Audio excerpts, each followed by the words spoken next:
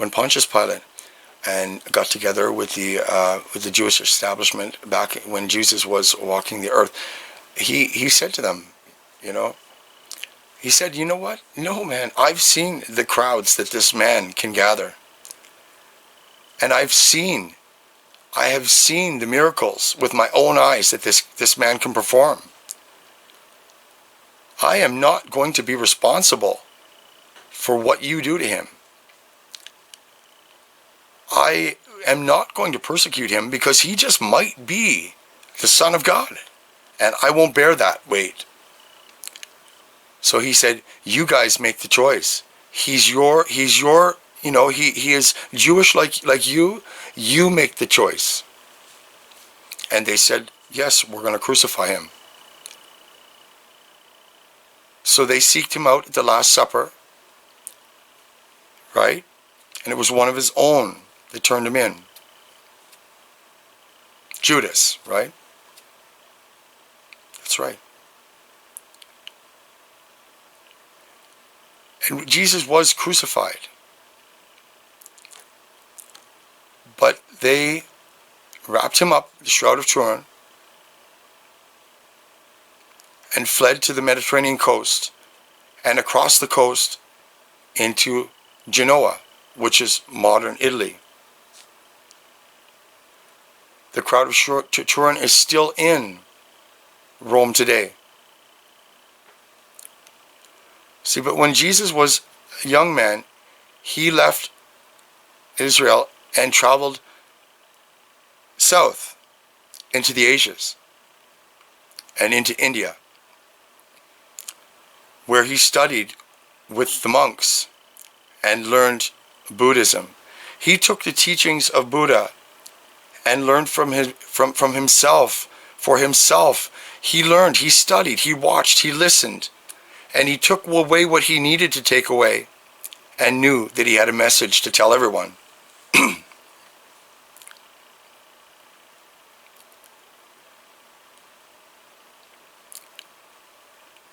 The biblical heaven that we perceive, going to heaven and meeting our families in heaven, is not what it is.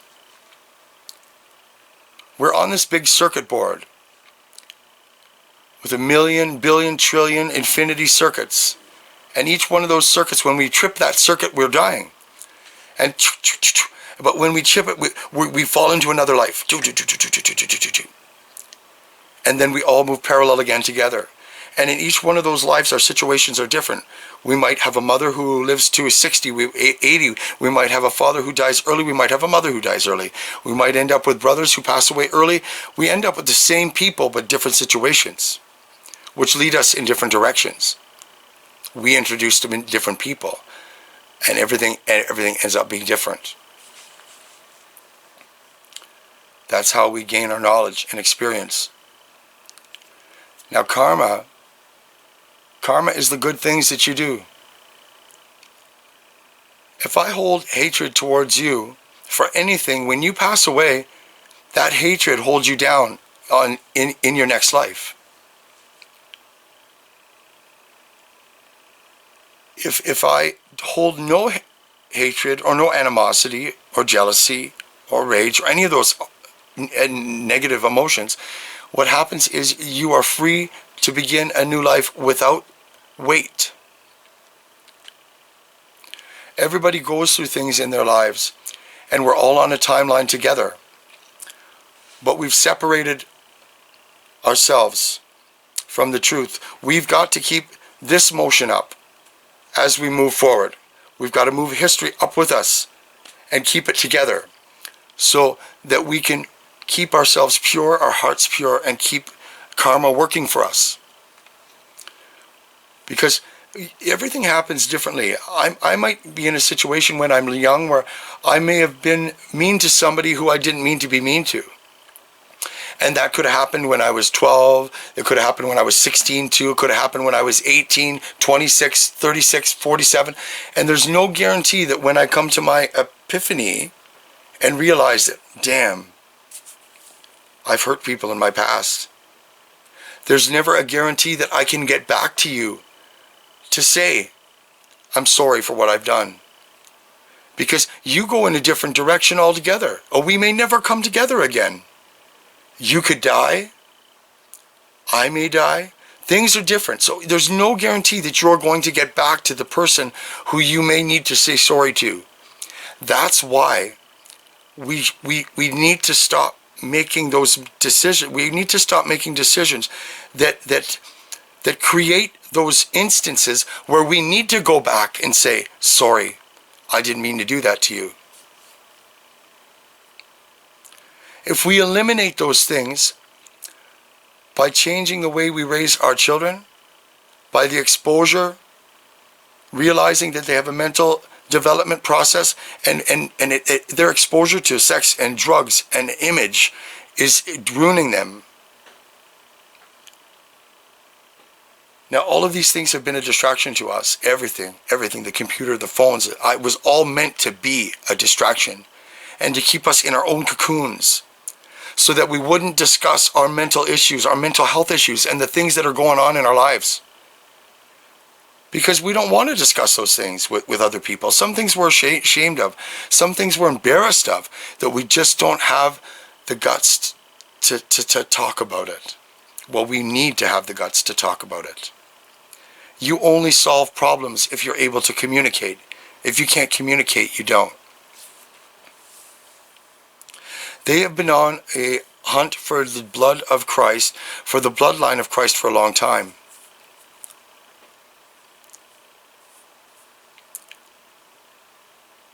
It's all been about keeping the blood pure. Marrying interfamily even, because we do know at one time they married interfamily, they had cousins, first cousins, they would have kids to keep the bloodline pure and to keep the money within the families. It's not about bloodline. It's not about us making sure that our lineage continues on forever. We all make decisions that are different. I might decide to be gay, right? Which means my bloodline would end here. You might make the decision to have families, so that bloodline continues. But your son might be gay, your daughter might be a lesbian. That's okay. We need to teach them from a young age that they can be this, they can be this, or they can be this. And it's okay, all three. And accept that. We need to get rid of machoism. We need to get rid of that macho attitude that says, well, I want him to have kids. He's got to have a family. No. Let that be his decision. Because what you're doing is indoctrinating. If I take a child and I lock him up in the bush, in a room, and don't expose him to TV and computers and people, he would never know the difference. He'd grow up to be 40, 50, and if he never escaped that prison and out onto the highway and into town, he would never know the difference, right? That's indoctrination. We do the same thing with our children. We need to give them the option and tell them it's okay to love your friend. It's okay to love another friend. It's okay to love who you want. And make it okay. Without the stigma associated with the act and with the person that you're with. The world would be a much better place. We wouldn't have population issues like we have. And we wouldn't have lonely people sitting at home alone, regretful of their lives, regretful of not being able to go back and do the things that they wanted to do because they were afraid to do them. We'd have people that would feel love all around, all the time, and people wouldn't be lonely.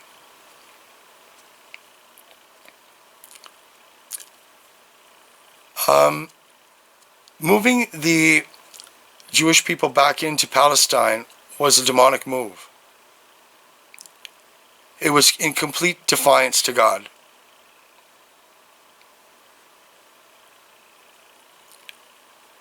They were looking for the bloodline of Christ.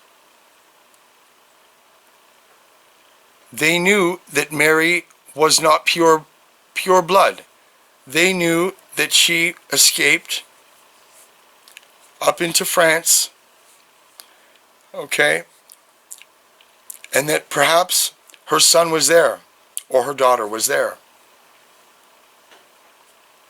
and that lineage of blood went from there into Estonia and Lithuania and into the Russian parts of, to the northern parts of Russia, and then up into Norway, and then from Norway down to Scotland, and then from Scotland in 1200 over to Oak Island. But they've been on a mission to find that blood ever since. That's why, unfortunately, the Holocaust took place. They were looking for the bloodline. Then what they did is Christopher Columbus, working for he was Spanish, but still the Spanish and the Italian and the Romans were the Spanish represented the Roman Church, the Italian Roman establishment. So they came up through the Bahamas in the early 1400s and worked their way up, and in 1509 created the first American city, colonized the first American city below Maine. I think it was Massachusetts in 1509. Now the Jesuits came from the Italian establishment, the Roman establishment, and they came into Canada up the Great Lakes, around Lake Superior and Lake Huron and Lake Ontario. And they forced their religion on the native people. They took their children away, put them in schools. They forced the religion. They sexually abused their children. They lost their language, their culture, and not just that, their pride. Do you hear that? That's harassment. Next door, under my home. I don't know what they're doing here, but it's crazy. Well, in the United States, we have the Freemasons, which were an establishment from I think they were more British than anything. They were from the British establishment of the Freemasons in America, and their whole city was, all their cities, Washington, all that was based on Freemasonship, right? Now in Ireland, in those places, they had not the Jesuits, but the Druids, and they followed paganism. So at the same time that the Druids and the Jesuits were forming, don't forget, the Druids formed the Jesuit society. So the Druids were much before the Jesuits, and the Druids were more based on a religion of mystical, a Wiccan, spell casting, that sort of thing.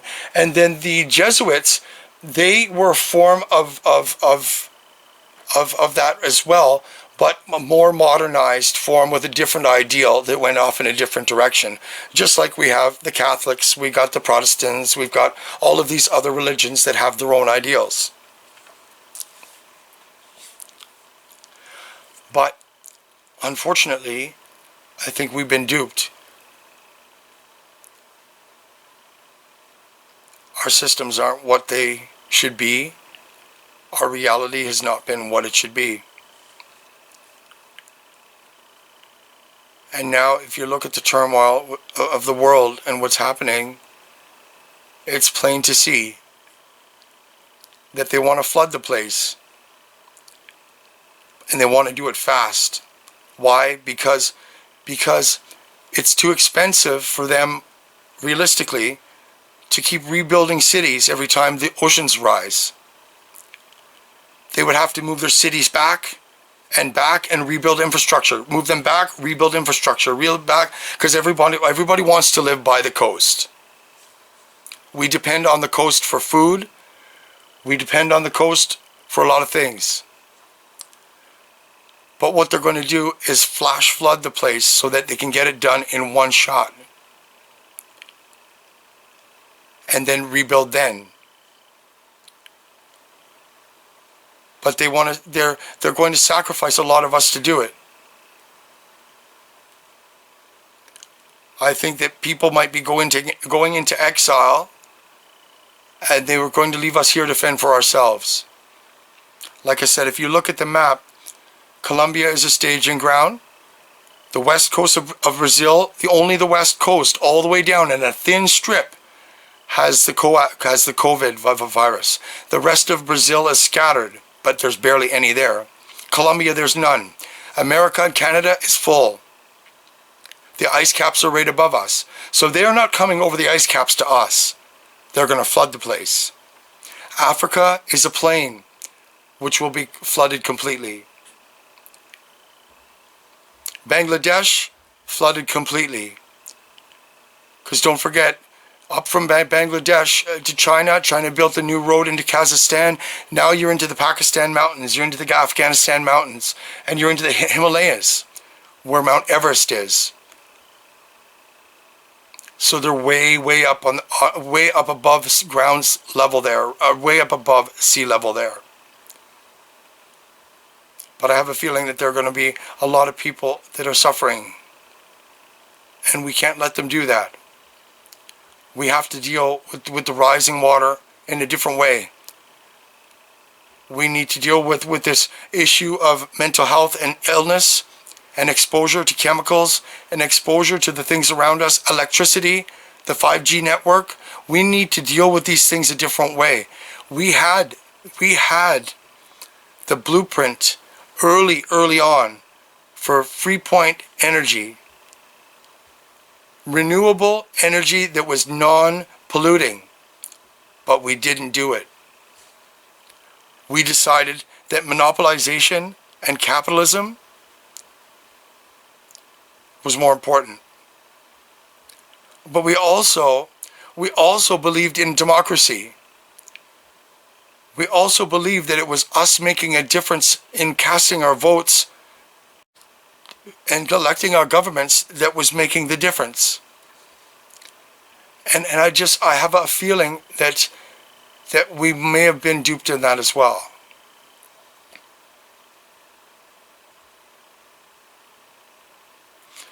I don't know how long it's going to be, how long it's going to take, but I do believe that this COVID virus is induced. I believe that they have the switch. I believe that it's at a certain frequency, the hertz. I believe that it is at a gigahertz, and that frequency is putting these people into this sickness. Why are they only targeting seniors? The seniors, and you know what I mean? It's the senior citizens of this world right now that are suffering from this the most. Why? They sit at home. They go do groceries, they come home, they're at home.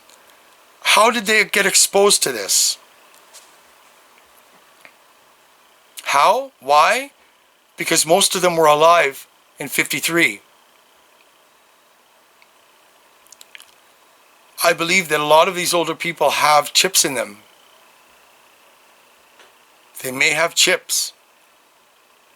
And this may be something that we are able to shut off and stop. It may be. I think we need to consider that. I think we really need to think about that.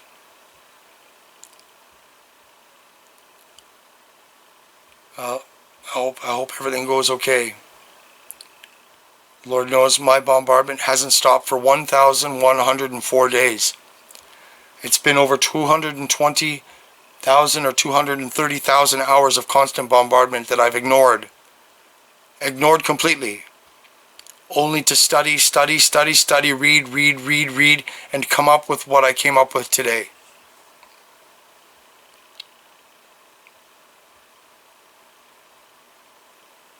I don't like to point fingers, and I hate to think bad of anyone.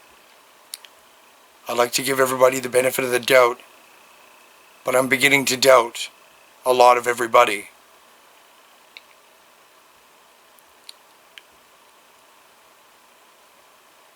Remember, exploration in gold and natural gas and all of these resources have been their main focus for a long time. We need to focus on clean water. We need to focus on making sure that our North Atlantic and the Alaskan seas stay pristine because they're the most productive in the world. We're already losing our coral reefs, 4,000 miles of coral, the largest living organism on the planet, and we are losing it. We have things in the ocean that we could be communicating with that heal us, like dolphins and whales that are gentle giants that migrate thousands upon thousands and thousands of miles and communicate among thousands and thousands and thousands of miles between them. They were here before we were. They can better manage this land in their food chain than we could ever manage this land. We're the most destructive species on this land. Think of all the animals that were here before we got here. All the animals that have went extinct since we've been here. They were able to remain together and to remain living amongst each other with the food chain and still maintain a beautiful, pristine world with all the diversity and plants and animals and insects without the world going to shit.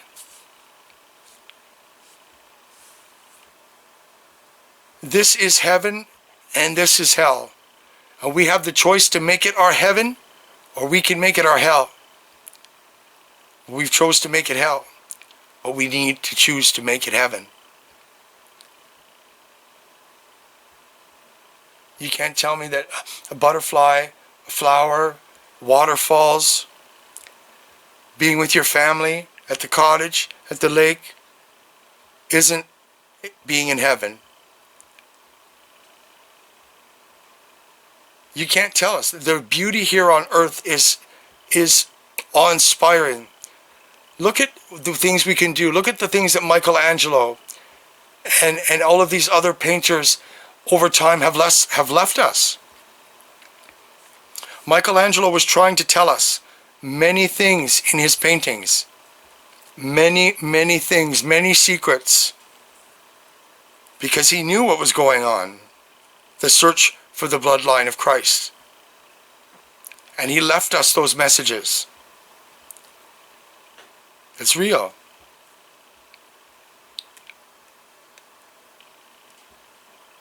I hope that I don't scare you too much.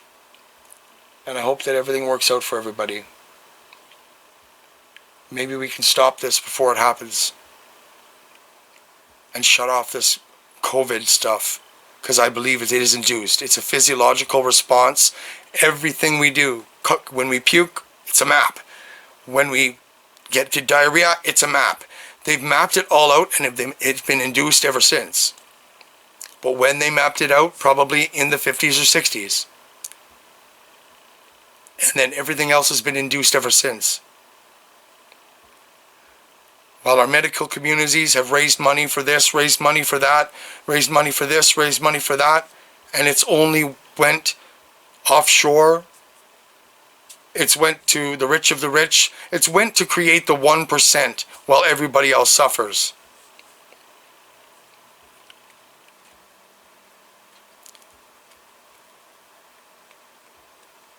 Hopefully we can stop this.